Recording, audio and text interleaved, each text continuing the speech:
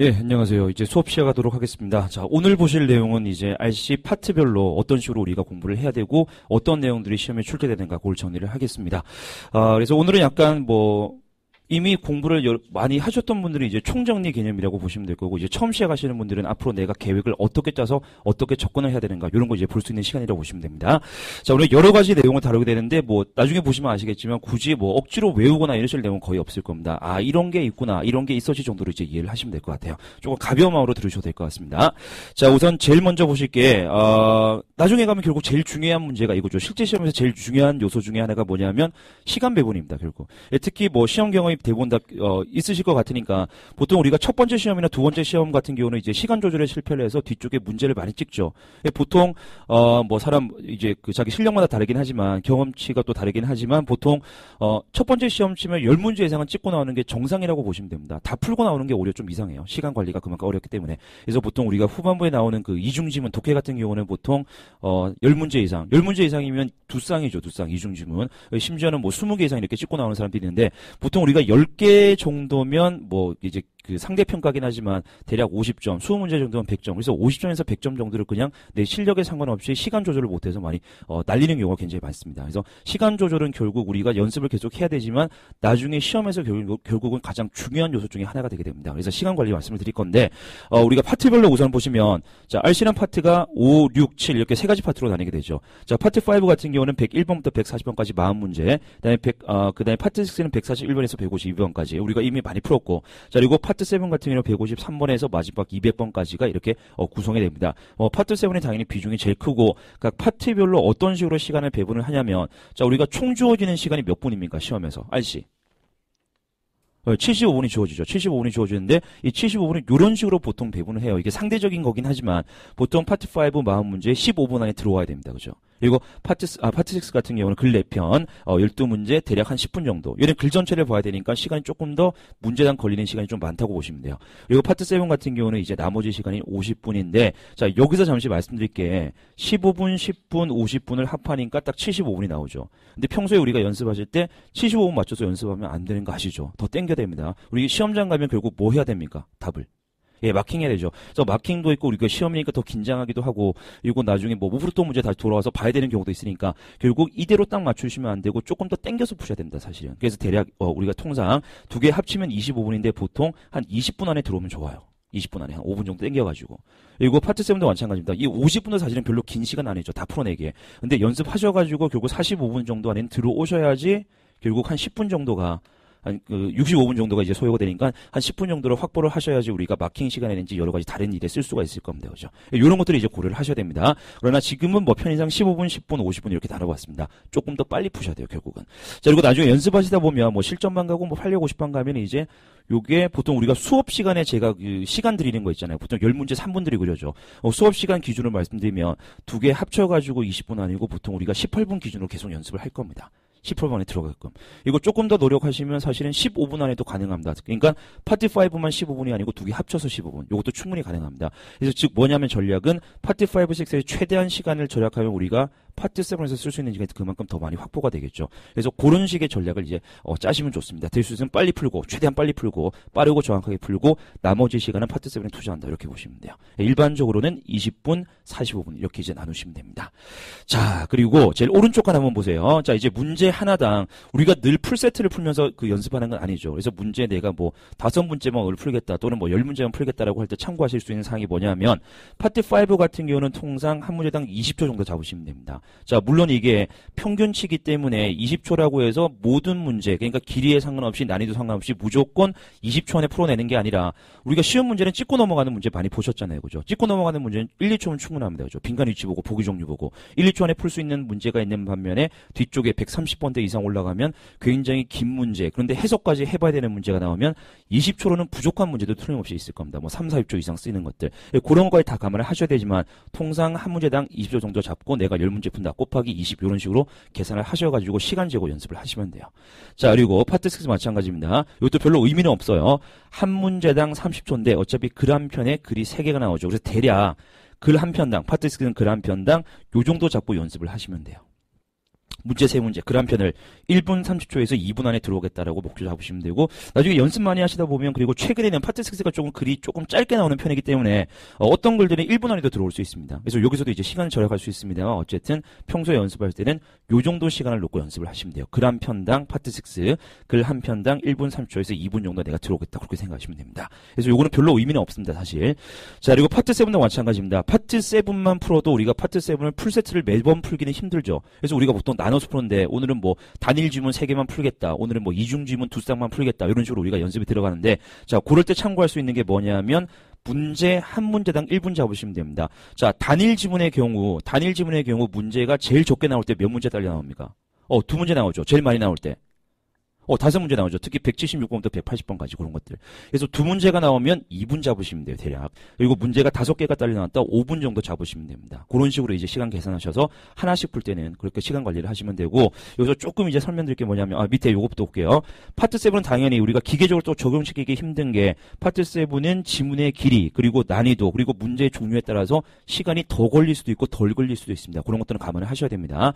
그리고 여기 조금 이제 연습할 때, 이중지문 같은 경우는 무조건 몇 문제가 딸려 나옵니까? 한 쌍당. 5문제. 근데 이중지문은 사실은 5분 안에 풀기 힘든 경우도 있습니다. 그죠? 그래서 얘는 대략 시간을 어느 정도 잡냐면, 이거 좀 쉬운 것도 나와요. 이중지문이라고 무조건 어려운 건 아닙니다. 이중지문 쉬운 거는 4분대 안에 들어올 수 있습니다. 4분대 안에. 근데 어려운 거는 한 6분 정도까지. 그래서 이중지문을 하나 연습할 때 최대 마지노선이 6분이라고 보시면 돼요. 6분 넘어가면 이제 다른 부분에 영향을 미치기 시작한다 이렇게 보시면 됩니다. 그래서 대략 이중지문은 한 쌍, 글 2편, 한 쌍당 5문제, 4분에서 6분 정도 잡고 연습을 꾸준히 하시면 될 겁니다. 이거 당연히 처음에는 들어오기 힘들죠. 근데 말 그대로 연습이에요. 계속 꾸준히 연습하시고 지문의 유형 자체 그리고 문제의 유형 자체에 익숙하게 되면 충분히 나중에 시간이 안 들어오실 겁니다. 심지어 나중에 뭐 5분 이상, 10분 이상 남는 경우도 있을 겁니다. 풀다 보면 전체 시험에서. 그래서 이런 것들 이제 대략 우리가 시간 관리하는 거 미리 알고 들어가시면 좋아요. 이런 것들은. 자, 그리고 지금 충분히 많이 연습을 그간에 많이 하셨던 분들이 이제 고려하실 게 내가 지금 과연 지금 이 상태에 이 시간 안에 들어오는가 이런 것도 한번 체크해 보시면 좋을 것 같습니다. 숙제 같은 거 하실 때 그리고 모의고사 같은 거 푸실 때 한번 고려를 해보시면 좋아요. 자, 두 번째 이제 시간 구현에 대해서 말씀드렸고 두 번째 이제 파트별로 들어가도록 하겠습니다. 자, 파트 5부터 설명드립니다. 자, 파트 5에서 우리가 잘 알고 있으나 일반적으로 우리가 잘 알고 있으나 잘 안 지켜지는 것 중에 하나가 요죠. 이게 습관이에요, 습관. 우리가 영어 문장을 보자마자 해석하려고 막 들어가죠. 처음에 주어 찾고 동사 찾고 뭐 접속사, 전치사 찾아서 끊고 막 들어가는데 보통 무조건 해석하려고 하는 경우는 별로 안 좋은 경우다. 이게 뭐 다 겪어보셔서 아시겠지만 해석으로만 문제를 다 풀면 시간 안에 못 들어와요. 저도 시간 안에 아마 못 들어올 겁니다. 다 해석으로 풀려고 그러면 처음부터 끝까지 보면서. 그래서 해석이 아니라 제일 먼저 보는 게 이거 두 가지죠. 자, 빈칸의 위치하고 보기 종류. 우리가 문제 풀면서 늘 이거 먼저 보면 되죠. 이렇게 해서 풀리든 안 풀리든 무조건 이거 두 개부터 시작을 하는 거죠. 자, 빈칸의 위치가 문장에 어디 들어가 있는가? 이게 뭐 목적어 자리인가? 전치사 뒤쪽인가? 그리고 뭐 부사 뒤쪽인가? 이런 것들. 그런 것들 파악을 합니다. 그죠? 그리고 보기 종류가 어떻게 나왔는지, 즉 보기가 뭐 같은 품사로 나왔는지, 전치사, 접수사가 섞여 나왔는지 이런 것들을 먼저 파악을 합니다. 그리고 여기서 풀리면 이제 좋고 여기서 안 풀리면 그때는 이제 해석인데 특히 이런 경우 있죠. 보기가 모두 같은 품사일 때, 즉 A부터 D까지 다 명사만 나왔다. 그럼 명사의 역할 자체는 똑같기 때문에 풀 수 있는 방법은 기본적으로 이제 해석으로 가셔야 되는 겁니다. 그렇죠? 그래서 보기의 품사가 똑같을 때는 문장을 해석해 보는 게 원칙입니다. 그래서 이거 두 가지입니다. 무조건 해석하려는 게 아니고 제일 먼저 보는 게 빈칸의 위치와 보기를 먼저 본다. 뭐 보기 먼저 보셔도 상관없어요. 이거 순서 상관없고 요거 먼저 하고 풀면 넘어가고 안 풀리면 그때는 해석 들어가시면 되는 겁니다. 자, 이게 습관이 안 들면 안 돼요. 이게 내가 머릿속으로만 생각만 하고 있다라고 해서 시험에서 바로 적용되는 게 아니고 평소에 계속 연습을 하셔야 됩니다. 요거는 계속해서 문제를 풀 때. 자, 그리고 밑에 그 예를 한번 보도록 하겠습니다. 예 1번 보세요. 예 1번. 아까 우리가 적용했던 거, 아까 우리가 봤던 그 방법 그대로 풀어볼게요. 자, 초보자들이 하는 실수가 이거야. 초보자들이 하는 거. 주어네, must, 동사네, 뒤에 목적어 필요하네, written permission, 서면 허가, 여기를 막 보고 시작을 하죠. 이거 다 시간 낭비예요. 왜냐하면, 자, 보세요. 아까 제가 말씀드린 방법대로 가볼게요. 자, 빈칸이 지금 뒤쪽에 보니까 on 나옵니다. 전치사 한번 끊어지죠. 뒤쪽은 보실 필요 없고, 앞쪽에 confirm이 나와요. confirm 뒤에는 무슨 요소가 필요합니까? 목적어 필요한 거 아시겠죠? 왜? 컨펌이 어떤 동사라서? 타동사니까 확인하다니까 뭐뭐를 확인하다가 들어갑니다. 그죠? 그러면 얘만 봐도 여기는 목적어 자리가 돼요. 목적어 자리. 자, 목적어는 기본적으로 어떤 품사가 들어갑니까? 명사가 기본적으로 들어가죠. 명사 없으면 대명사, 대명사 없으면 뭐 명사절, 뭐 동명사, 투형사 고려하시면 되지만 기본적으로 명사예요. 근데 보세요. A부터 D까지 보니까 명사가 몇 개 보여요. 보기 종류를 보니. 하나밖에 안 보이죠. 몇 번입니까? 얘가 그래 정답이에요. 여기 찍고 넘어가는 문제예요. 컨펌 보고 얘를 찍고 바로 넘어가면 되겠죠. 그래서 제가 설명드리니까 조금 시간 걸리는 것 같지만 실제로 푸는 데는 한 2, 3초면 충분히 풀 수 있는 문제입니다. 그죠? 얘를 찍고 넘어가시고 A번 동사, B번은 과거 동사나 아니면 과거 분사. 분사로 들어가더라도 형용사 역할이니까 쓰일 수 없죠. 그죠? 자, D번 동사, 수동태 못 들어갑니다. 그래서 C번 바로 찍으시면 됩니다. 무슨 말인지 아시겠죠? 자, 그리고 얘 2번 볼게요. 얘 2번. 두 번째 얘도 마찬가지입니다. 요것도 뭐 우리가 이미 수업 시간에 실제로 연습을 많이 했기 때문에 빈칸 위치부터 보세요. 빈칸 앞쪽에 were, 빈칸 뒤쪽에 charged, 그리고 A부터 D까지 A부터 D까지 보기 종류를 훑어보니, 자, 빈칸 위치와 보기 종류를 훑어보니 몇 번이 정답입니까? C번. 얘가 정답인 거 아시겠죠? 자, 얘가 품사가 뭡니까? 부사예요, 부사. 빈칸에 부사가 왜 들어가요? 앞뒤를 보니까 왜 부사가 들어갈 자리입니까? 붙여 쓰는 동사야. were charged, BPP. 비동사 플러스 PP 수동태 동사인데 원래 붙여 써있는데 떨어져 있으니까 얼마 전에 우리가 봤던 내용이잖아요. 그죠? 무조건 부사가 들어갈 자리. 해석 없이 바로 찍으시면 돼요. charge, 굳이 보실 필요는 없지만 charge가 어떤字예요? charge. 청구하다. 그럼 were charged인가 BPP 수동태니까 청구받았다라고 해석하시면 되겠죠. 그래서 중간에 mistakenly가 들어가니까 어떻게 해석합니까? 실수로 또는 잘못 청구받았다 이렇게 해석하시면 되겠죠. 그래서 얘도 마찬가지로 처음부터 막 이런 거 보시면서 이렇게 푸실 필요가 없다는 겁니다. 결국 다 시간 낭비예요, 이런 것들은. 그래서 앞뒤로 보시고 보기 종류 보시고 찍고 넘어가시면 됩니다. 이렇게 푸는 게 순서입니다. 이렇게 해도 안 되면 그때부터는 이제 해석이라고 보시면 돼요. 자, 그리고 여기서 정리할 거 하나 있습니다. 자, 그러면 아까 말씀드렸죠. 문제 풀 때 파트 파일 문제를 풀 때 제가 제일 먼저 해야 되는 게 아까 이거라고 말씀드렸습니다. 보기 종류와 빈칸 위치. 자, 그리고 보기 종류와 빈칸 위치 풀리면 좋고 여기서 안 풀리면 그때는 이제 해석이라 그랬는데 단계가 있다 그랬는데, 그래서 1번에서 끝나면 좋고 아니면 2번까지 끌고 가면 되는데, 자, 실제 시험에서 비율이 어느 정도냐면, 자, 보기와 빈칸 위치만 보고도 풀 수 있는 문제가 대략 몇 프로 정도 되는 것 같아요. 파트 5에서 대략 비율이 어떤 것 같습니까? 풀어보니까 이게 생각보다 많이 나와요. 그래서 이제 시험마다 좀 다르긴 하지만 거의 반 정도 차지합니다. 생각보다 많이 나옵니다. 얘가 생각보다 많이 나와요. 50% 정도. 빈칸의 위치하고 보기 종류로만 풀 수 있는 문제. 자, 그리고 해석까지 끌고 가야 되는 문제가 당연히 나머지 50%겠죠. 근데 요것도 이제 곧 조만간에 수업 시간에 많이 보실 겁니다. 해석을 하는 경우도 문장을 처음부터 끝까지 해석하는 경우와 빈칸 주변만 해석하는 경우 있죠. 그래서 부분 해석이라고 그러고요. 빈칸 주변. 그 다음에 문장 전체 해석하는 거. 그래서 얘들의 비율이 또 어느 정도 되냐면 이 50%에서 반 정도 차지합니다. 그래서 전체에서는 얘가 25%. 그리고 얘도 전체에서 25% 정도. 그래서 우리가 결국 뭐냐면 파트 5 마음 문제를 풀 때 전체 문장을 해석해보고 풀어야 되는 경우는 불과 25%밖에 안 되는 거죠. 대략 10문제 정도 전체 문장을 해석하는 경우. 전체 문장을 어쨌든 다 해석해볼 필요가 없는 게 두 개 합쳐서 75%입니다. 그래서 여기서 우리가 시간을 절약할 수 있다는 거. 그래서 요 연습을 계속 하셔야 되는 겁니다. 시간을 확보하기 위해서. 요거는 어쩔 수 없이 해석 들어가니까 문맥도 봐야 되고 조도 찾아야 되고 동사 찾고 접속사 다 선택을 해야 되겠죠. 고려를 해야 됩니다만 나머지 75%는 굳이 그렇게까지 들어갈 필요가 없다는 겁니다. 여기서 우리가 시간을 충분히 줄여야 되는 겁니다. 실제로 대충 이런 식의 비율로 문제가 출제가 됩니다. 그래서 결국은 이제 한 번 더 핵심. 해석은 최후의 수단이라고 보시면 돼요. 해석은 최후의 수단입니다. 무조건 처음부터 해석하시면 손해본다. 이렇게 생각하시면 돼요. 자, 두 번째. 이제 문제 접근 방법은 이제 대강 말씀을 드렸고 일반적인 거 말씀을 드렸고, 자, 그 다음으로 보시기에 파트 5에서 과연 어떤 문제가 얼마나 많이 나오는가 한번 다뤄보도록 하겠습니다. 자, 앞에서 우리가 몇 세트를 풀어보니까 대강 감이 올 거예요. 이런 문제는 많이 나오더라. 이런 문제는 좀 안 나오는 것 같더라. 감이 오실 건데, 자, 우선에, 자, 밑에 표 나옵니다. 2번 보세요. 자, 영역별 출제 빈도와 중요도 나오죠. 그래서 총 3개로 제가 한번 나눠봤습니다. 자, 첫 번째는 매달 출제되는 거예요. 제일 많이 출제되는 거. 무조건 매달 나오는 거. 안 빠지고 나오는 것들. 자, 두 번째는 중간 빈도라고 나와 있죠. 보통 2달에 한 문제나 3달에 한 문제 정도 나오는 거. 그리고 그 이상 조금 뜸하게 나오는 거. 1년에 2-3번 정도 이렇게 나오는 것들. 아니면 2-3년마다 한 번씩 나올 수도 있습니다. 이런 것들 한번 분류를 해봤는데, 자, 매달 나오는 거는 대략 어휘 문제 이런 건 제가 일부러 뺐어요, 지금. 그러니까 우리가 문법적인 것만 따져볼게요. 매달 나오는 게 한 5가지 유형 정도가 됩니다. 자, 제가 제일 많이 나오는 거라겠죠. 부사. 단일 품사에서는 제일 많이 나와요. 자, 부사는 매달 무조건 나옵니다. 5문제, 6문제 이상 매달 나온다 보시면 돼요. 자, 그리고 두 번째, 전치사와 접속사 두 번째로 많이 나옵니다. 물론 두 개 합치면 얘보다 많을 수 있지만 각각 따지면 부사보다는 약간 적게 나오는 편이에요, 얘들은. 그리고 세 번째, 동사 형태. 자, 요것도 지금 수업 시간에 우리가 몇 번 보셨죠. 잠시 보면 나중에 뒤에서 한 번 더 나오겠지만 파트 6에서, 자, 우리가 동사 형태를 결정한다는 것은 어떤 요소를 고려합니까? 3가지. 예, 시제. 그렇죠. 또 수일치 또 태. 이런 것들을 이제 고려한다는 뜻이죠. 그래서 우리가 보통 문제가 나오면 시제만 묻는 문제, 수만 묻는 문제, 태만 묻는 문제보다는 두 가지 이상이 복합적으로 출제되는 경우가 더 많다고 그랬습니다. 그죠? 어쨌든 동사 형태는 뭐 시든 수든 태든 복합적인 문제든 늘 출제된다고 보시면 돼요. 그래서 얘가 뭐 세 번째 순위 정도 된다고 보시면 되고, 자, 그러면 네 번째 형용사나 분사 문제도 각각 한 두세 문제 이상은 매번 출제된다고 보시면 됩니다. 분사하고 형용사는 역할 똑같은 거 아시죠? 그죠? 명사 수식하고 보호 역할 하는 거, 그런 것들 묻는데, 자, 보통 또 문제를 풀어보시면 감이 오실 건데, 자, 형용사나 분사 문제가 출제되면 명사 수식하는 역할로 많이 나옵니까? 아니면 보호로 많이 나옵니까? 예, 명사 수식에 더 많이 나와요, 사실은. 자, 보호 역할을 묻는 문제보다는 명사 수식하는 역할을 더 많이 물어봅니다. 그래서 뒤쪽에 있는 명사 가지고 앞에 있는 형용사 선택하는 문제, 이런 것들을 많이 푸시게 될 겁니다.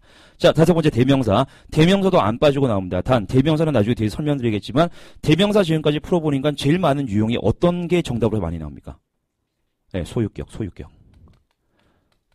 자, 얼마 전 시험에도 소유격 나왔죠. 매달 나온다고 보시면 돼요. 무조건 나옵니다. 얘는 거의. 안 빠지고 나옵니다. 소유격 묻는 문제, 대명사. 그래서 한 이 정도까지는 매달 우리가 기대하고 들어갈 수 있는 거. 그래서 뭐 우리가 목표에 따라 다르죠. 내가 한 700점 정도, 무난한 점수가 목표라면 요거 5개 집중적으로 보시면 돼요. 웬만한 건 다 맞출 수 있다. 이렇게 보시면 됩니다. 그 이상 목표라면 얘들도 보고, 심지어 내가 뭐 850 이상 900이 필요하다 그럼 얘까지 봐야 돼요. 결국은 다.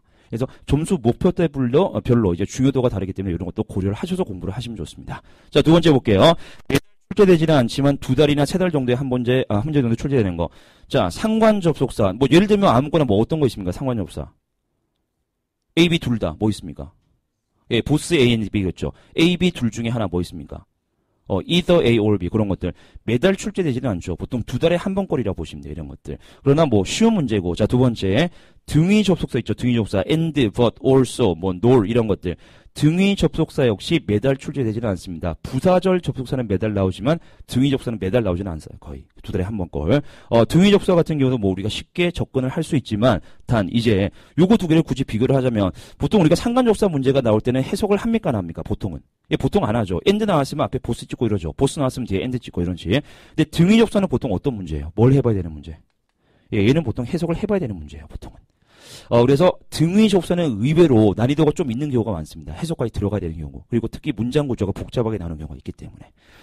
어쨌든 뭐 2-3달에 한 번 걸 이렇게 보시면 되고. 자, 세 번째 이게 좀 의외죠. 이제 초보자들 뭐 강사도 마찬가지예요. 이 투부정사하고 동명사에 목숨 거는 사람들 있죠. 그래서 굳이 목숨 걸 필요가 없는 게 거의 안 나와요. 잘 안 나와. 한 3달에 한 번 걸. 그리고 나와도 이미 우리가 문제를 풀어봐서 아시겠지만 투부정사 용법을 묻는 문제가 거의 없었죠. 나머지 안 되고 남는 게 투부정사니까 투부정사 선택하는 문제가 많았습니다. 그죠? 그런 식. 그래서 투부정사하고 동명사는 어떤 자세한 내용을 물어보는 경우는 거의 안 나옵니다. 거의 안 나와요. 그래서 기본적인 용법만 아시면 되고 특히 동사하고 이제 비교하는 문제가 나오기 때문에 동사를 잘 아시면 그냥 자동으로 풀리는 경우가 굉장히 많습니다. 이런 것들은. 자, 그래서 의외로 투부정사, 동명사 우리가 고등학교 때는 굉장히 중요하다고 배웠습니다만 토익에서는 별로 안 중요합니다. 사실. 자, 네 번째 관계대명사 그리고 다섯 번째 명사절 접속사. 요거 두 개는 좀 밀접한 관계가 있죠. 왜 밀접한 관계가 있냐면 일단 얘들은 형태상으로는 거의 똑같습니다. 그렇죠? 후 이런 거. 자, 후만 놓고 봐서 얘가 관계사로 쓰이는지 명사절 접속사 쓰이는지 알 수 없죠. 문맥을 보셔야 되죠. 구조를 보셔야 되죠. 이런 것들. 그리고 뭐 의문사들 when 같은 거 마찬가지. 관계 부사일 수도 있지만 명사절 접속사도 있는 거. 어쨌든 이런 것들도 우리가 좀 싫어하는 계열이긴 한데 뭐 다행이라면 다행인 게 거의 뭐 3달에 한 번꼴로 출제될 뿐입니다. 이런 것들은. 이런 것들은 이제 중간 빈도라고 보시면 돼요. 자, 그리고 마지막 기타 보세요. 실제 문제를 풀어보니까 얘들 거의 못 봤죠. 그죠? 가정법 문제가 나오는 경우 굉장히 드뭅니다.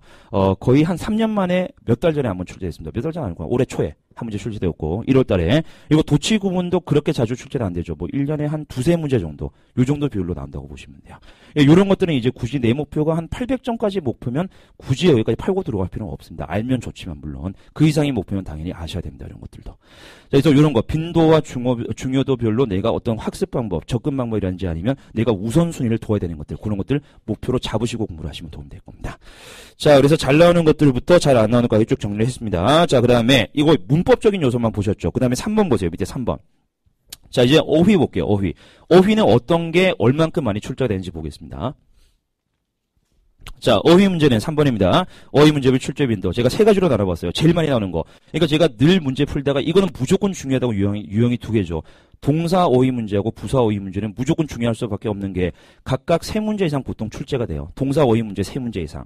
그 다음에 부사 어휘 문제도 보통 3문제 이상 이렇게 출제가 됩니다. 그래서 최빈출이라고 보시면 됩니다. 그래서 우리가 수업 시간에 뭐 복화 마스터 같은 거, 단어 같은 거, 연습 같은 거 할 때 먼저 부사부터 제가 시작하는 이유가 있습니다. 이제 곧 동사도 들어가게 될 겁니다. 이런 것들 굉장히 중요합니다. 빈출 문제이기 때문에. 자, 그리고 두 번째 형용사하고 명사 어휘 문제도 보통 한 각각 2문제 이상은 나오는 것 같아요. 그래서 이걸 우리가 이 네 개 품사를, 물론 전치사 어휘 문제도 나오고, 뭐, 접속사 어휘 문제도 나오지만, 이거 네 개를, 뭐, 4대 품사라 그럽니다. 어휘 문제에서 4대 품사. 늘 나오는 것들이라고 보시면 됩니다. 빠진 적은 없어요. 늘 나옵니다. 무조건 나옵니다. 그리고 세 번째, 당연히 관용편. 뭐, 관용편은 종류가 굉장히 많죠. 뭐, 자동사 관용편일 수도 있고, 아니면 뭐, 뒤에 투부정사를 사용하는 관용편, 형용사 들어가는 관용편. 굉장히 관용편은 많습니다만, 어쨌든, 종류는 많지만 늘 출제가 됩니다. 어디서 나올지는 모르겠지만. 그래서 주로 이거 4개, 그리고 추월어 관용편 같은 거, 이런 것들 대비를 해 두셔야 됩니다. 자, 그리고 아까 잘 나오는 거, 그리고 어휘까지 제가 정리해서 설명드렸고, 두 번째 페이지 가보세요. 4번.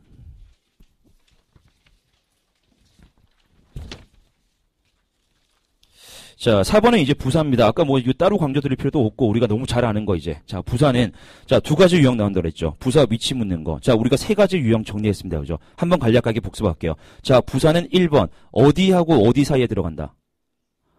주어하고 동사 사이에 들어간다. 그리고 두 번째 뭐와 뭐 사이에 들어간다. 동사와 동사인데 거기서 말하는 동사와 동사는 붙여 써야 되는 동사를 이야기한다. 그리고 세 번째는 부사가 어디 들어갑니까? 쓸데없는 빈칸, 불필요한 빈칸. 왜? 부사가 부가 요소니까, 부가 성분이니까 거기에 들어간다. 그렇게 생각하시면 돼요. 이 3가지 요소 우리가 다 정리를 했고, 이제 뭐 너무 잘 푸실 거고, 자, 두 번째, 부사 어휘. 자, 어휘는 어쩔 수 없죠. 해석을 해보셔야 되고, 말 그대로 단어를 아셔야 되기 때문에 외우셔야 됩니다. 그래서 수업 시간에 제가 드렸습니다. 보충, 프린트, 우리는 부교조에 있구나. 예, 부교조에 있습니다. 그래서 그거, 기출부사 170개, 요거를 일단 기본적으로 외워두셔야 됩니다. 그래서 어휘 문제는 그냥 말 그대로 어휘를 암기하셔야 되는 부분입니다. 그래서 이렇게 2가지 스타일의 문제가 나오고, 자, 그리고 두 번째로 많이 나온다고 말씀드렸던 5번 전치사 접속사 볼게요. 자, 이것도 우리가 다 정리를 했고 나름. 그리고 뭐 기본적인 것들은 다 아실 겁니다. 그리고 우리가 구체적으로 들어가면 전치사하고 접속사에서 절대 안 빠지고 매달 나오는 거, 이거 2가지라고 그랬죠. 이유하고 양보는 빠진 적이 없어요. 그죠? 이유하고 양보. 물론 뭐 접속사만 나온 적도 있고 전치사만 나온 적도 간혹 있긴 하지만 보통 안 빠집니다. 이유하고 양보 같은 거 무조건 나온다고 보시면 돼요. 자, 그리고 요것도 아시죠? 이제 전치사하고 접속사는 해석의 차이보다는 구조적 차이가 중요합니다. 예를 들면 due to, 뭐 because of, 그리고 because나 as 같은 것들, 이런 것도 이제 다 아시죠? 전치사 뒤에는 어떤 구조가 들어가요? 명사. 그 다음에 접속사 뒤에는 주어 동사 들어가죠. 그럼 구조적인 차이를 보고 푸는 문제, 해석보다는 말 그대로 구조를 보고 푸는 문제들 많이 보셨고, 이런 특성 같은 것도 뭐 핵심적인 요소는 아니지만 기억하시면 제가 유리하다 그랬습니다. 자, so that 같은 거, once 같은 거, 그리고 provide that 같은 경우는 특히 얘는 파트 6 정답으로 잘 나오는 접속사라고 그랬습니다. 그래서 조금 더 신경을 쓰셔야 된다고 말씀을 드렸죠. 자, 접속사 중에서 정답으로 잘 나오는 거, so that 뜻이 뭡니까? 뭐뭐 하기 위해서 뭐뭐 할 수 있도록. 그 다음에 once는 어떤 뜻? 접속사, 부사 말고 once 접속사 어떤 뜻?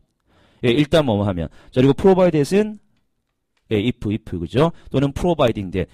얘는 파트 5보다는 파트 6에서 잘 나옵니다. 그래서 이런 것들이 이제 정답으로 잘 출제되는 접속사인 반면에, 자, 이런 것도 보셨어요. 이런 것도. 오답으로 잘 나오는 것들 있죠. 오답으로. 이건 100%는 아닙니다. 그죠? 제가 늘 말씀드린 거. 지금까지는 오답으로만 나왔었다. 뭐 이런 말씀 드리긴 하는데, 자, 오답으로 잘 나오는 거 어떤 거 있습니까? 대충. 알고 있는 거. 얘는 보통은 오답이더라, 이런 거. 그렇죠. as if. 근데 역시 1월달인가 정답으로 한번 나왔어요, 결국은. 한번 터졌죠, 그죠? as if. 마치 뭐뭐인 것처럼 이런 거. 그리고 7월달에 뭐 나왔습니까? 왜 그러지? 나와버렸어, 이제. 제가 막 해명하고 난리 났었죠, 그죠? 빠져나갈 구멍이 늘 만들어요. 지금까지는 오답으로 나왔다고 분명히 말씀드렸습니다, 그죠? 근데 7월달에 정답으로 나왔어요, 얘가. 뜻은 뭡니까? 뭐뭐인 반면에. 이것도 말씀드렸죠. 요거 빠졌구나. 정답으로 잘 나오는 거, while 같은 거. 근데 무슨 뜻? 뭐뭐인 반면에라는 뜻으로 정답으로 잘 나온다 그랬습니다, 그죠? 그래서 whereas는 똑같은 뜻인데 지금까지는 오답으로 나오다가 7월달에 이제 나왔죠, 그죠? 이런 거 특성들, 이건 굳이 뭐 외우거나 그러실 필요는 없지만 알고 계시면 편합니다, 그죠? 기억하시면 좋은 겁니다. 그리고 전치사 같은 경우는 이제 뭐 전치사 이제 참고하실 만한 거 한번 말씀드릴게요. 특히 실전만 정도 레벨 되시면 이런 게 굉장히 유효합니다. 그 문제 풀다가 전치사 문제 풀다가 어려운 문제 나오죠. 그래서 또 난이도 있는 거, 난이도가 높은 전치사 문제에, 자, 지난달 들으셨던 제가 말씀드렸어요. 난이도가 높은 문제인데, 전치사 문제인데, 난이도가 높아서 내가 못 풀겠다. 보통 정답이 뭐로 많이 나온다? 어떤 거? 그렇죠. 어머. 얘가 의외로 문제에는 어렵게 나온다 그랬죠. 그리고 또, throughout 같은 거.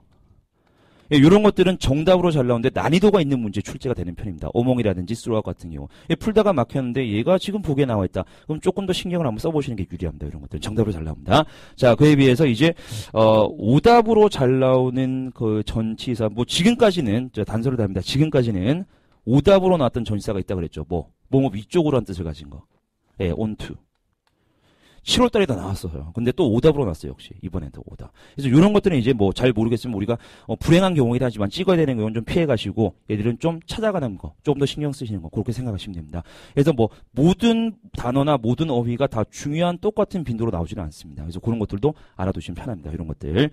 자, 그리고 6번 가봅시다. 분사. 자, 분사는 오늘 좀 자세히 설명드리기 좀 힘들어요. 내용이 많기 때문에. 그래서 제가 핵심만 말씀을 드릴게요. 자, 분사에서 가장 중요한 내용은 이겁니다. 자, 분사에서 가장 중요한 거, 형용사 역할하고 똑같다는 거. 그래서 명사 수식하는 역할도 하고 문장에서 보호로 쓰인다는 거, 주격보, 목적보 다 마찬가지. 이게 가장 중요한 거고 여기 있는 것들은 한번 참고해 보세요. 밑에 있는 것들은. 요건 뭐 굳이 외우실 필요 없는데 거의 항상 얘들도 거의 100%입니다. 정답으로 나오는 것들, 정답으로 나오는 분사들입니다. 뭐 예를 들어서 이런 거 많이 보셨죠. attached 같은 거, 첨부된 이런 거, include 동봉된 정답으로 잘 나오는 것들 이런 것들. 그래서 뭐 attaching이라든지 아니면은 뭐 including 이런 것들이 이제 정답으로 나오는 게는 거의 없다고 보시면 됩니다. 그래서 이런 것들은 참고사항입니다. 말 그대로. 너무 집착하지 마세요. 이런 것들은. 알면 좋지만. 단, 이제 실전만 레벨에서라면 이런 거는 조금 외워두시면 좋을 것 같아요. 요거. 뭐, 지난달 들으셨던 분들, 특강 오셨던 분 제가 말씀드렸죠. 그리고 요게 6월 달에 시험 문제로 출제되었습니다. 그죠? 6월 달이 지금 기억나시는지 모르겠는데, 6월 달에 어떤 거 출제되었습니까? 여기는 없지만, as, 암시되어 있듯이. 예, as indicated 출제된 적 있죠. 그래서 이런 거 잘 못 푸시는 분들은 요거 한번 보세요. 자, 분사 구문은 오늘 필요 없어요. 필요 없고 제가 꼭 필요한 거 말씀드릴게요. 그냥 외우시면 돼요. 관용 표현으로. as pp, as 과거 분사라고 외우시고 뜻은 이겁니다. 뭐뭐 되어 있듯이. 뭐뭐 되어 있듯이. 예를 들면 첫 번째 보세요. as detailed. 동사 디테일이 상세히 설명하다 이런 뜻이죠. 그래서 as detailed는 상세히 설명되어 있듯이 이런 뜻입니다. 상세히 설명되어 있듯이. 자, 두 번째 as mentioned 그리고 as stated 언급되어 있듯이. 그리고 as discussed 논의되어 있듯이. 얼마든지 만들 수 있죠. as explained 설명되어 있듯이. 그죠? as announced 발표되었듯이. 그리고 아까 말씀드렸던 as indicated 암시되어 있듯이. 이런 것들. 그러니까 만들기 나름입니다. 근데 규칙은 as ing는 없어요. 또 as pp만 쓰입니다. 이런 식으로. 굳이 원래 문장을 뭐 쓸 필요는 없지만 원래 문장이 참고하셔요. 그냥. 뭐 as it is indicated 이런 식으로 들어가요. 근데 주어 생략, 비동사 플러스 ing 생략. 그래서 as하고 과거 분사만 남는 겁니다. 분사고는 아직 안 배우시면 신경 쓸 필요 없고 이런 식으로 출제되는 거 이런 것만 감지하시면 됩니다. 자, 그래서 뭐 분사 일단 핵심은 오늘 이제 내용을 기준으로 말씀드리면 그냥 형용사 역할이다. 여기까지만 캐치하셔도 충분합니다. 오늘은. 자, 그리고 7번째 가볼게요. 대명사.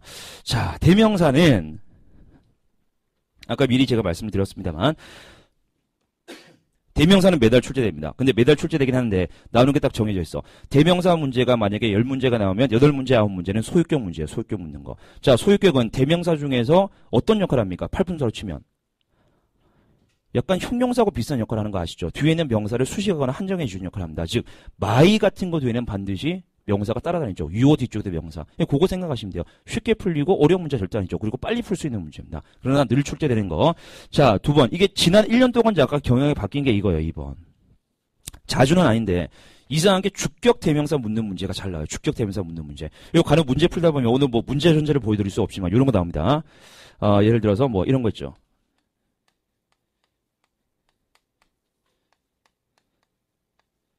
이런 식으로 빈칸 나오는 거. 앞에 이벤트, 뒤에는 플랜스 나오는 거. 자, 플랜의 품사가 뭐예요?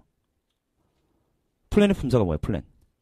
명사일 수도 있고 또 동사일 수도 있죠. 근데 보기가 이렇게 나와요.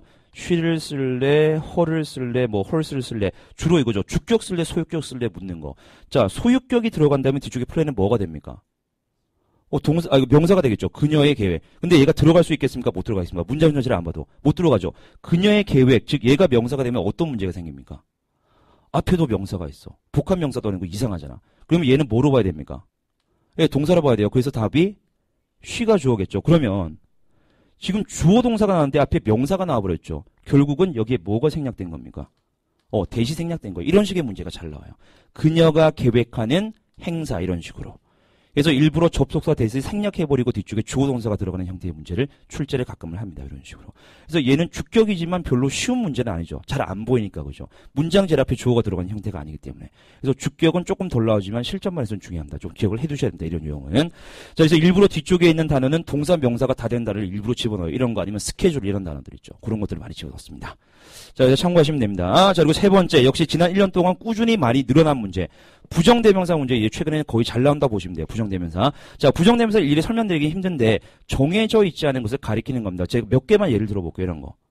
some, 일부. 뭐, 정해져 있다고 볼 수 없죠. 그리고 이거 one, 하나. 정해져 있는 거 아니죠. 그리고 뭐, another 같은 거 마찬가지. 요런 계열들 다 부정대명사라고 합니다. few나 a few 같은 거. 요런 것도 마찬가지.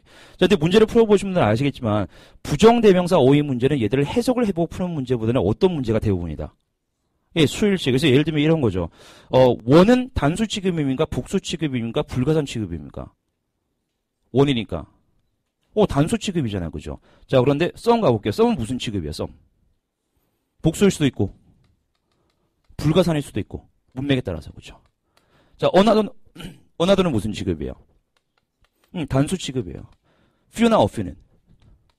예, 복수 취급. 요런 거 잘 못하시는 분들은 다음에 제가 수량형용사나 부정대명사 파트에 설명드릴 겁니다. 지금 걱정하지 마시고, 수일치 문제로 나오는구나. 이렇게만 이해하시면 돼요. 그래서 예를 들면 이런 겁니다.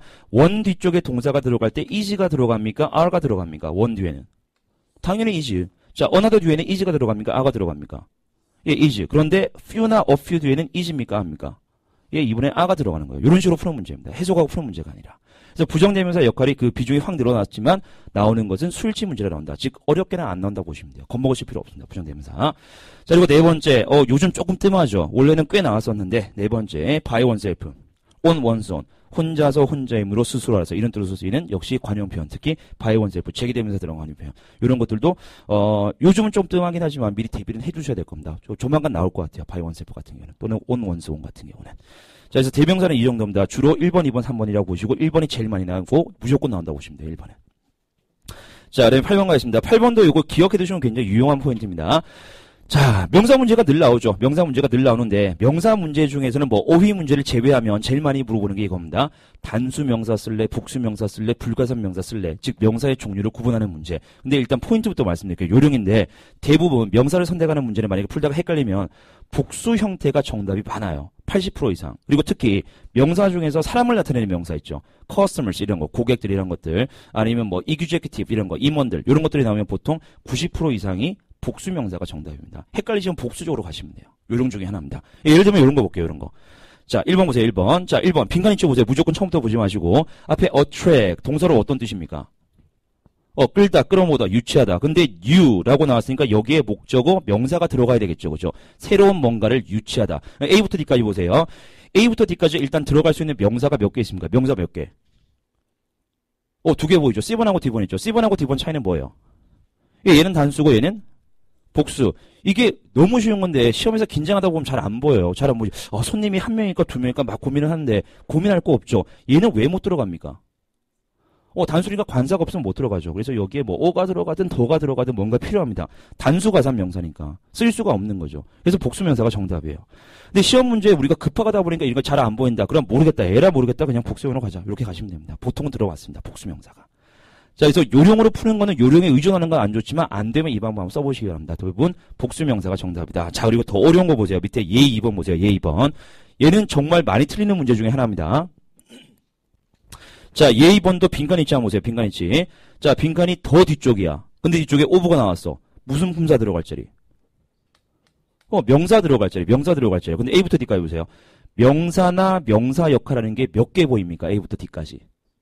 예, 3개가 보여야 돼요. 못 빼고 다 됩니까? 못 빼고. 예, D번 빼고 다 돼요. A번은 일단 왜 가능합니까? 명사 대신에. 예, 동명사라면.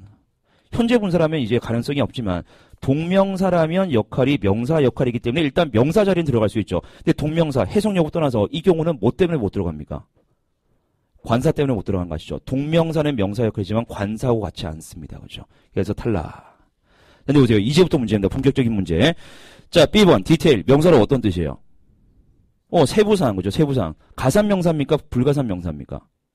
가산명사죠. 그러면 C번. 디테일스는 복수명사로 보시면 되겠죠. 단수명사, 복수명사인데 앞에 더가 붙어버렸으니까 이제 애매해요. 어가 들어갔으면 단수명사 선택하면 되는데 더가 들어가면 더 뒤에는 단수명사, 복수명사, 불가산명사 다 들어갈 수 있죠. 이거 어떻게 하지? 자, 어떻게 풀까요, 이 문제는? 뭐가 힌트입니까? 뭐가? 단수명사, 복수명사. 뭐 찍는 복수명사 쪽으로 가라고 말씀드렸고 뭐가 힌트일까요? 자, 뒤에 보세요, 뒤에. 이게 빈칸 주변부터 시작하라 그랬죠.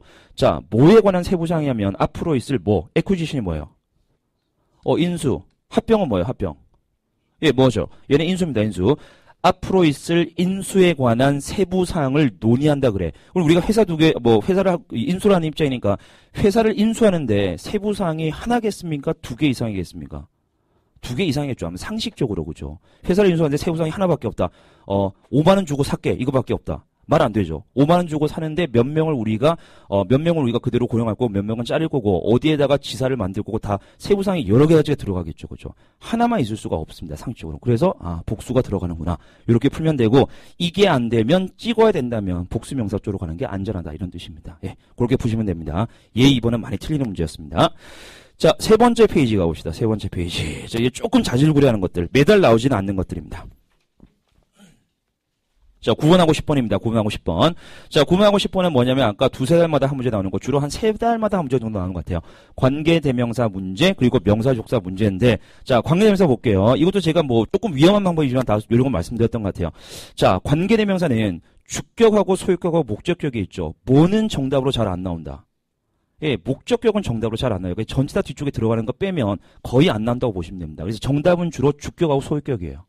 주격하고 소유격. 자, 주격과 소유격이 주로 정답으로 나오는데, 자, 이런 경우가 생기면 안 되지만 우리가 또 찍어야 되는 경우가 있습니다. 이번 시험도 마찬가지였어요, 이번 시험. 이번 시험 7월달에 기억하시는지 모르겠는데, 선행사가 정말 애매하게 나온 문제 있었죠. 도원 뒤쪽에 관계사 집어넣는 문제. 이거 기억하시나요, 이거? 요 문제 나왔습니다. 이런 문제가 나올 수 있기 때문에, 제가 사이드로 설명드리는 게 이거죠. 자, 주격 관계대명사 쉽습니까? 소유격 관계대명사 쉽습니까? 주격이 쉽잖아, 그죠? 소유격은 보통 어렵잖아요. 어려운 문제잖아요. 그래서 뭐냐면 101번부터 104편까지 파트 5 문제가 나올 때 뒤로 갈수록 길어지고 어려워지니까 만약에 찍는다면 뭘 봐라? 문제 번호를 봐라. 아까 도원 빈칸 몇 번에 나왔습니까? 이번 시험에. 132번. 후반 문제입니까? 초반 문제입니까? 후반 문제. 그래서 뭐가 정답이었다? 후주가 정답이었다. 이 귀신같이 들어맞잖아. 이게 100%는 아니지만 물론 60-70% 이상은 들어맞습니다. 제가 그간의 기출 문제를 보니까. 예, 그죠? 그래서 이런 것까지. 그러니까 이거 정말 요령이고 정말 쓸데없는 거긴 한데 하다가 안 되면 이렇게 찍는 게 더 유리하죠. 그죠? 아무리 생각해봐도 그죠? 이런 걸 고려를 하셔야 돼요. 그래서 108번의 관계사 문제가 나왔다? 웬만하면 주격이 정답이에요. 사실 진짜. 예, 그런 식으로 이제 접근을 하셔도 됩니다. 단 책임질 수 없는 거 이런 건 안 된다 그랬어요. 121번. 120번에서 한 문제 더 갔으니까 소유격. 여기 가시면 안 돼요. 예, 위험한 방법입니다. 요건 절대 쓰지 마시고. 예, 119번. 주격으로 가야지. 이렇게 하시면 안 돼요. 절대. 예, 그런 것들은 이제 하늘에 맡기세요. 안 되면. 예.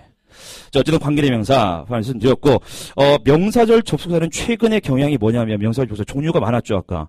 근데 이게 정답으로 잘 나와요. 명사절 접속사 중에서 that. 자, 특히 지금은 이제 뭐 목적어 자리에 들어가는 거 말씀드리는데 that절이 주어 자리에 들어가는 문제가 최근에 몇 번 출제된 적이 있습니다. 그래서 이것도 이제 대비를 하셔야 되지만 어쨌든 기본적으로 딱 정해져 있는 게 이런 겁니다. 자, 만약에 빈칸에 이렇게 들어가죠. mention 뒤쪽에 빈칸, state 뒤쪽 빈칸, announce, indicate, report 뒤쪽에 빈칸에 나오면 거의 100% 대시 정답입니다. 왜냐하면 해석상 자, that은 명사절 접속사 that은 우리말로 어떻게 해석합니까? 뭐뭐 하는 것, 뭐뭐라는 것, 뭐뭐라는 것을 보고하다, 뭐뭐라는 것을 암시하다, 뭐뭐라는 것을 발표하다, 언급하다. 딱 맞아 떨어지죠. 그래서 얘들 뒤쪽에 빈칸이 있으면 보통 대시 정답입니다. 그래서 이런 유형도 미리 예상하고 쉬고 들어가시면 훨씬 더 유리한 거죠. 자, 그 다음에 11번 보겠습니다. 이제 문제 유형 끝났어요. 이제 주의사항들. 주의사항 몇 개 말씀드리면, 자, 11번 보세요. 자, 모르는 문제는 일단 넘어가는 게 상책입니다. 모르는 문제 일단 넘어가시고 너무 끌고 가시면 나중에 뒤에 있는 문제를 못 푸니까 일단 넘어가시고 나중에 뒤에 있는 문제를 풀다 보면 갑자기 생각나는 경우도 있고 다른 문제에서 힌트 나오는 경우도 있겠죠. 그래서 모르는 문제는 빨리 넘어가세요. 그냥 일단 넘어가시고 나중에 돌아오시고 이게 뭐 습관이 잘 안 지켜지긴 하죠. 자, 그리고 12번 요거는 뭐 시험 칠 때 뭐 이거 다 아실 겁니다. 시험을 한두 번 이상 쳐보신 분들은 시험장 가면 다 누구나 이렇게 해요. 자, 실제 시험 때 파본 검사 시간 주죠. 대략 뭐 약간 다르긴 하지만 3초 정도. 그다음에 파트 1, 2 인스트럭션. 요거 세 개 합치면 대략 한 3분 정도 나와요. 3분 정도. 시험장 가면 사람들이 다 뭐 하고 있습니까? 이 시간에. 예, 파트 5 문제 풀잖아요. 뒤에 있는 문제. 뭐 파트 7 특이하게 파트 7 풀고 있는 사람도 있는데 예, 보통 파트 5가 유리합니다. 짧은 거니까 그죠. 그래서 우리가 보통 3분이면 수업 시간에 우리가 3분이면 초반에 있는 문제도 몇 문제 정도 풉니까? 수업 시간 기준으로. 예, 보통 10문제 이상 풀어요. 예, 집중만 잘하시면 이 시간에 10문제 풀고 들어가는 겁니다. 3분 정도 이거죠. 남들도 푸니까 뭐, 그 차이는 없지만, 어쨌든 시간 관리에서 뭐 굉장히 유리해지는 거죠. 안 풀면 손해입니다, 사실. 그리고 파본 검사 걱정하실 게 없는 게, 제가 알기로는 30년 동안 파본이 나온 적이 없어요. 그래서 이번에 파본이 나올 것이다 막 찾아보시면 또 시간 낭비입니다. 안 나옵니다. 작년에는 한번 오타가 나온 적이 있어서, 근데 걔들이 미리 스티커를 붙였어요, 거기. 오타 나와 있는 부분은. 그래서 걱정하지 마시고 다른 사람 하듯이 문제 푸시면 돼요. 그리고 문제를 푸시고 뭐 이거 특히 이런 거 많이 생각하시는 분들 뭐냐면 파트 1, 2 인스트럭션 나올 때 내가 문제 파트 5 너무 집중하다가 인스트럭션 끝나고 문제 나오는데 내가 놓치는 거 아니라고 생각하는데 절대 안 놓친다고 그랬죠. 왜 안 놓칩니까? 다 같이 동시에 다 책장을 촤르 넘겨요. 끝나자마자 귀신같이 알아내고 그대로 따라가시면 됩니다. 남들 하는 그대로. 그래서 놓치지 마시고 그냥 그 시간에 집중하셔서 그대로 푸시면 됩니다. 자, 절대 안 놓칩니다. 보시면. 자, 그리고 13번 보세요. 아까 말씀드린 거. 대체로 101번부터 103번까지 난이도 순으로 출제가 됩니다. 뒤로 갈수록 길어지고 어려워진다. 이렇게 생각하시면 돼요. 그래서 만약에 이 시간 동안에 문제를 풀면 굳이 뒤에서부터 풀지 마시고 앞에 우리가 빨리 풀어나갈 수 있는 거 그것부터 풀기 바랍니다. 예. 이런 마음부터 써보세요. 시간 관리 잘 안 되시는 분들 특히. 자, 그리고 파트 6가 있습니다. 파트 6. 자, 그 다음 페이지 가보세요. 자, 파트 6에서 제일 중요한 문제 유형이 1번입니다. 1번. 뭐 이미 알고 계시겠지만. 자, 파트 5에서도 물론 많이 나오지만 특히 파트 6에서 잘 나오는 거. 동사 형태 묻는 문제. 즉 아까 말씀드렸던 시제와 태와 수일치와 관련된 문제가 잘 나옵니다. 자, 파트 6는 12문제밖에 안 되는데 적어도 2문제가 나와요. 많이 나오면 4문제까지. 12문제 중에서 4문제면 비중이 정말 큰 겁니다. 그죠? 동사 형태를 잘 못 푸시면 파트 6는 불리하다 보시면 돼요.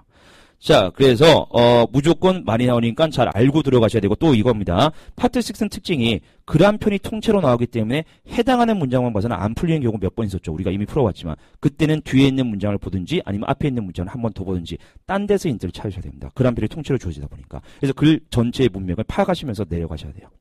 자, 그리고 2번 봅니다. 2번, 뭐, 이거 시제 파트에서 이제 나올 부분이긴 한데, 자, 시제 문제에서 미래 써야 되는데 미래가 없다. 그럼 대신 뭐 쓸 수 있다고 그랬습니까?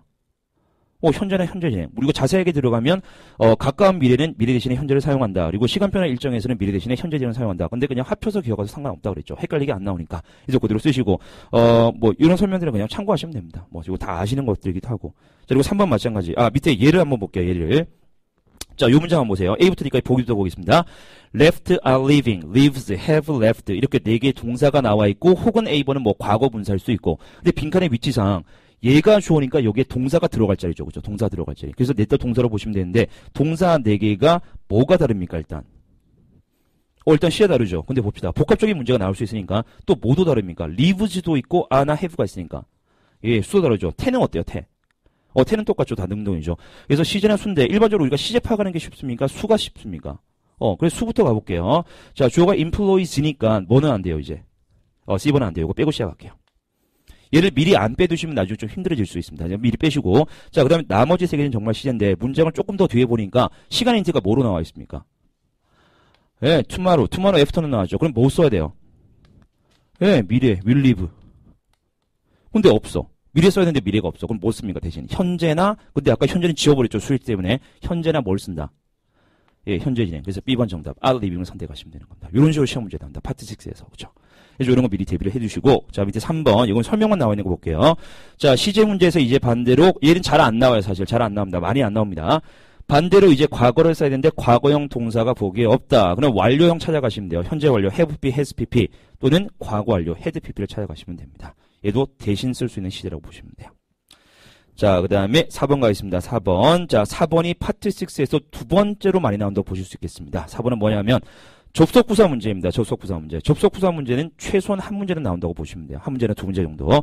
자, 접속부사라는 게 뻔하죠. however, 그러나, therefore, 따라서, thus, 따라서, nonetheless하고 nevertheless는 그럼에도 불구하고, instead, 대신에, otherwise, 그렇지 않으면 반대로 달리 이런 것들. 이거 말고 besides, additionally, 여러 가지가 있지만 어쨌든, 이런 계열의 단어들을 접속부사라고 그럽니다. 자, 접속부사는 당연히, 앞에 있는 문장과 뒤에 있는 문장의 문맥을 살피고 푸시면 돼요. 그래서 하나 연습해 볼게요. 이게 최근에 나왔던 문제인데 좀 많이 틀렸던 문제입니다. 보기는 제가 일부러 A번하고 B번밖에 안 넣었어요. C번하고 D번은 어차피 보실 필요도 없는 쉬운 단어들이었습니다. 그래서 요거 2개 보시고 문맥 한번 보시고 지금 시간 잠시 드릴 테니까 한번 풀어보세요. 이 문제. 많이 틀렸던 문제입니다. 풀어보세요.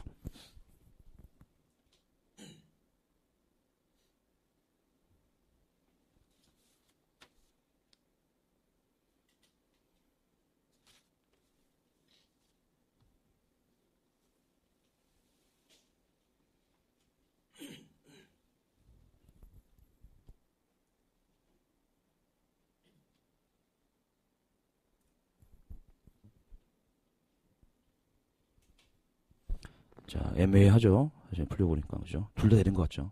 해석해보니.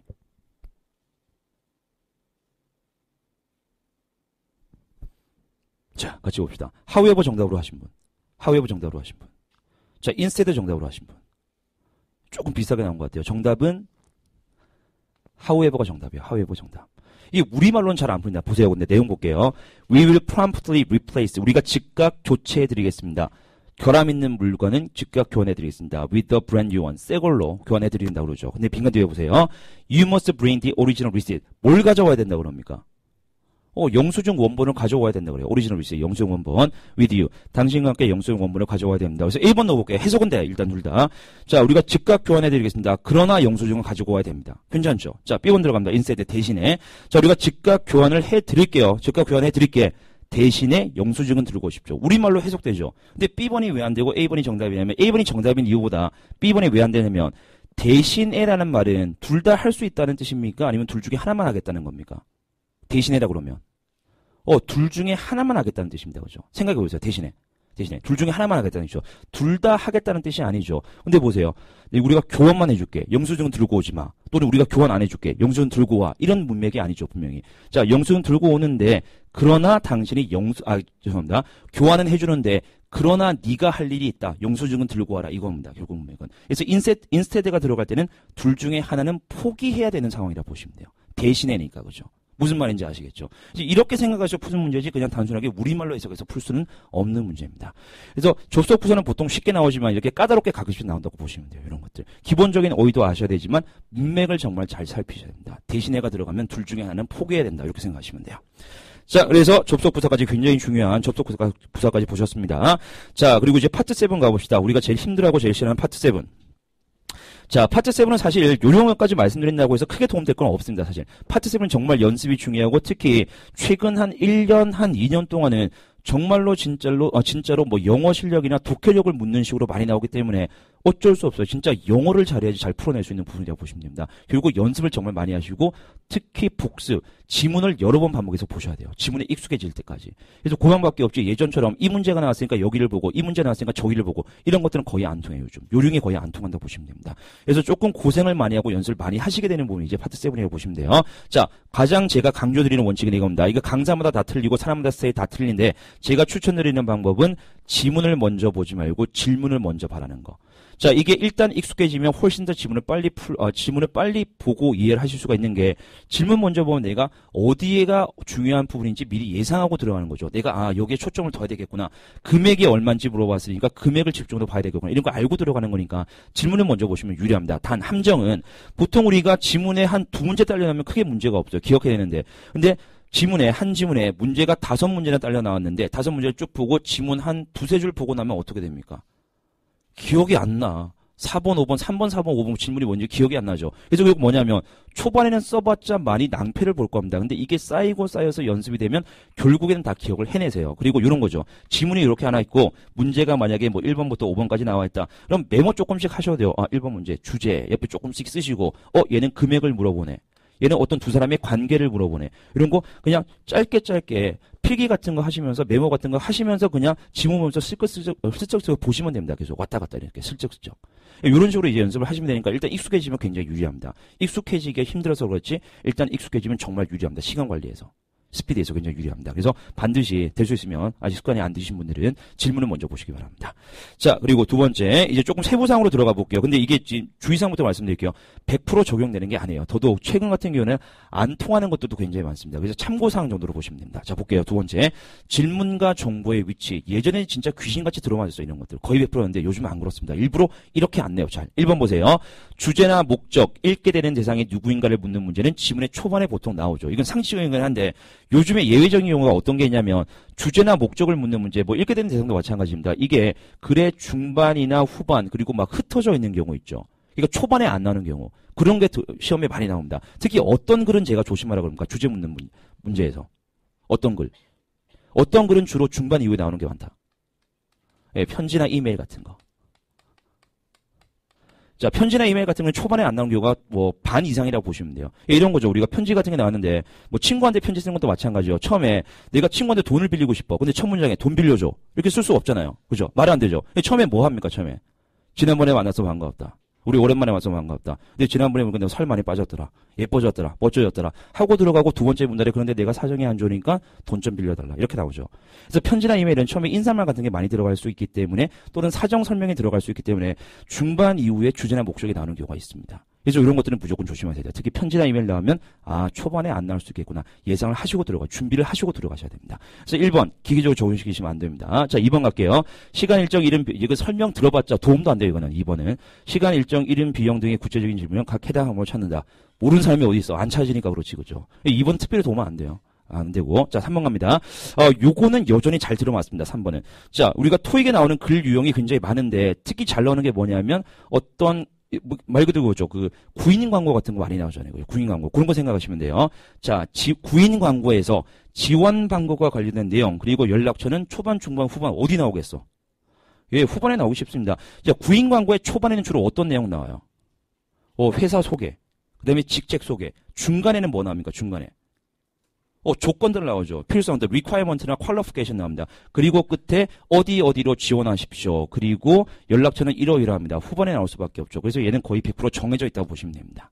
자, 그리고 네 번째, 편지나 이메일 등에서 글쓴이의 직함은 이건 뻔한 내용 이것도. 글의 제일 끝에 자기 이름 쓰고 자기 직함 쓰니까 거기 찾아가시면 돼요, 이것도. 자, 그리고 5번 보겠습니다.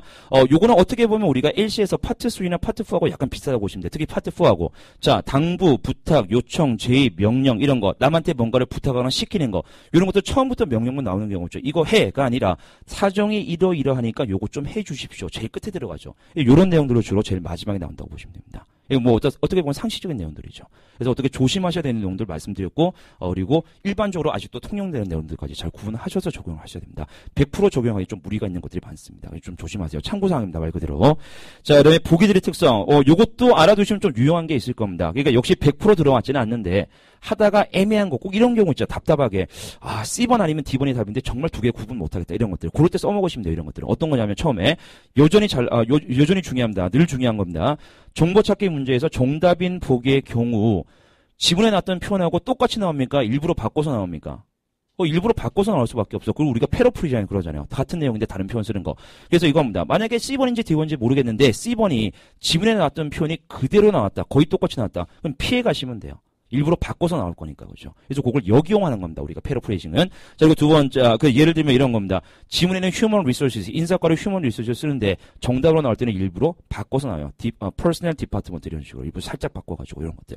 그래서 바꿔서 나올수록 정답 확률이 높다. 똑같이 나올수록, 오답 확률이 높다. 이렇게 보시면 됩니다. LC도 마찬가지나 키워드가 그대로 나오면 보통 오답이잖아요. 그죠? 그런 거 생각하셔도 돼요. 자, 그리고 두 번째. 요것도 꽤 유용할 겁니다. 물론 100%는 아니지만 극단적인 표현은 대부분 피해 가시면 돼요. 극단적인 표현들. 극단적인 표현이 뭐냐면 이런 거 있죠. all, every 같은 거 모두 다 참석할 수 있습니다. 이런 것들. 아니면 always, 항상 뭐뭐가 서비스가 가능합니다. all the time 마찬가지 100%. 그리고 반대로 이제 하나만 된다 이런 거 있죠. only 이것만 됩니다. 이런 것들. 극단적인 표현이죠. 반대로 극단적인 표현 절대 안 된다 이런 것들. never 같은 것들. 그리고 극단적인 표현 중에서 또 뭐 있습니까? 형용사나 부사에서 극단적인 표현. 최상급 같은 것도 극단적인 표현이잖아요. 그죠? 그래서 이 회사가 이 지역에서 가장 큰 회사입니다. 이런 것들. 그런 것들도 의심을 일단 해보시면 돼요. 극단적인 표현들은 보통 오답으로 잘 나오는 편입니다. 참고하시고. 자, 세 번째, 동의어 문제 같은 경우는 앞으로 연습 많이 하실 거예요. 앞으로 연습 많이 하실 건데, 동의어는 일단 제일 중요한 파트가 이겁니다. 동의어 문제가 나오면 이 단어만 보고 바로 찍으시면 안 돼요. 다이어가 출제됩니다. 다이어가. 그래, 밑에 얘 보세요, 얘. 자, 스테이트라는 단어 있죠. 자, 스테이트는 일단 품사도 두 개잖아. 어떤 품사 있습니까? 명사도 있고 또. 동사도 있고. 자, 동사할 때는 뜻이 뭡니까? 언급하다 이런 뜻이죠. 스테이트가 언급하다. 그래서 뭐하고 동의어? 멘션 같은 거하고 동의어. 그죠? 이렇게 나올 수 있죠. 근데 명사로 나오면 뜻이 더 많습니다. 그죠? 명사로는 우리가 국가라는 뜻으로 나온 적은 없고, 주, 이런 뜻도 나온 적 없고, 주로 어떤 뜻? 국가나 주보다는. 상태. 그래서 뭐하고 동의어? 자주 나오잖아요, 이거는. 예, 컨디션하고 동의어. 그래서 품사가 뭔지 그리고 뜻은 어떤 뜻인지 알아내야 되기 때문에 반드시 문제의 단어가 나와 있는 문맥을 확인을 하시고 푸셔야 돼요. 아무리 쉬운 단어가 나와도 하다못해 우리가 많이 푸는 거 있잖아요. outstanding 나와도 조심하셔야 되는 거 아시죠? outstanding 같은 거. 뛰어난이라는 뜻도 있지만 어떤 뜻도 있습니까? 미결제된, 지급되지 않은 이런 뜻도 있죠. 그런 것들은 무조건 조심을 하셔야 되는 겁니다. 그래서 동의어 문제는 어렵게 나오지는 않지만 무조건 조심은 하셔야 되는 겁니다. 다이어가 나올 겁니다. 자, 그 다음에 이제 마지막 마무리로 해서는 안 되는 것들. 이것도 일종의 습관이라고 보시면 돼요. 그래서, 고치는데 조금 힘들 수도 있습니다. 자, 1번. 이것도 정말 습관. 파트 7 같은 경우는 오히려 꼼꼼한 사람들이 손해 많이 보는 게 완벽하게 해석하려는 사람들 있죠. 주어 찾고 동사 찾고 막 끊어서 푸는 사람들. 절대 그렇게 하시면 안 되고, 완벽한 해석은 시간 다 잡아먹습니다. 하시면 안 되고, 전체적인 상황만 이해되시면 그냥 넘어가시면 돼요. 아, 대강 이렇게 하자는 뜻이구나. 아시면 그냥 넘어가시면 됩니다. 잘 안 지켜지지만. 이거 두 번째. 요건 조금 이제 좀 고려하실 게 좀 위험한 방법입니다. 이거는. 늘 모르는 단어가 나올 수밖에 없어요. 제가 시험 쳐도 어떤 지문에서 모르는 단어 두세 개 이상 나올 때 있습니다. 모르는 단어는 반드시 나와요. 실력에 상관없이. 자, 모르는 단어는 반드시 나오는데, 자, 모르는 단어는 대부분 어떤 거냐면, 문제 푸는데 전혀 영향 안 미치는 그냥 엉뚱한 쓸데없는 단어도 있죠. 뭐 전문 용어 같은 거, 알 필요 없는 거, 이런 것들. 이거 두 번째는 지문에서 해당하는 단어가 중요한 단어라면, 다른 파트에서 반드시 그 단어에 대한 설명이 들어간다. 이 단어는 어떤 뜻입니다. 아니면 힌트를 계속 주게 돼 있죠. 그래서 두 가지 경우라고 보시면 되는데, 이게 조금 약간 써먹기가 애매한 게, 자, 모르는 단어는 그냥 일단 넘어가라는 게 충고잖아요. 그죠? 근데 내가 단어 공부를 평소에 안 했어. 내가 어휘가 정말 딸려. 근데 모르는 단어 다 넘어가. 그럼 어떻게 됩니까? 지문에서 80%를 안 읽어봐. 결국 못 푸는 거죠. 그래서 단어 공부를 열심히 하셔서 최소한 기본적인 토익 기출 단어 보통 한 1200개 정도 되잖아요. 그 1200개 정도. 그 정도 기본적인 단어는 아는 사람들이 쓰는 겁니다. 이런 것들은. 그런 경우에는 넘어가도 되지만 그런 거 아니라면 어쩔 수 없어요. 공부 열심히 하셔야 됩니다. 그런 경우. 일단 어휘가 제일 중요합니다. 어휘가. 그래서 어쨌든 단어 모른다고 너무 위축될 필요는 없다는 거. 그게 포인트라고 보시면 돼요. 단어 공부를 열심히 하셔야 되지만. 그래서 이런 것들을 이제 지켜주시면 됩니다. 그래서 오늘 지금까지 이제 파트별로 이제 학습 방법 같은 거, 주의사항 같은 거, 그리고 간간히 요령 같은 거 이런 것도 말씀드렸습니다. 전체적인 특징만 이제 캐치하시면 될 것 같고, 지금 마무리하는 단계에 계신 분들은, 아, 내가 이런 것들이 있었지, 내가 이런 것 좀 미흡하구나, 캐치하시면 되고, 이제 시작하는 단계에 계신 분들은, 아, 이런 식으로 내가 방향을 잡아서 공부를 해야 되겠구나, 이런 것들을 이제, 한번 캐치를 해보는 시간이었으면 좋을 것 같습니다. 예. 그래서 오늘 파트별 유형들, 그리고 접근 방법 여기까지 설명드리도록 하겠습니다. 예, 내용은 여기까지입니다. 수고하셨습니다.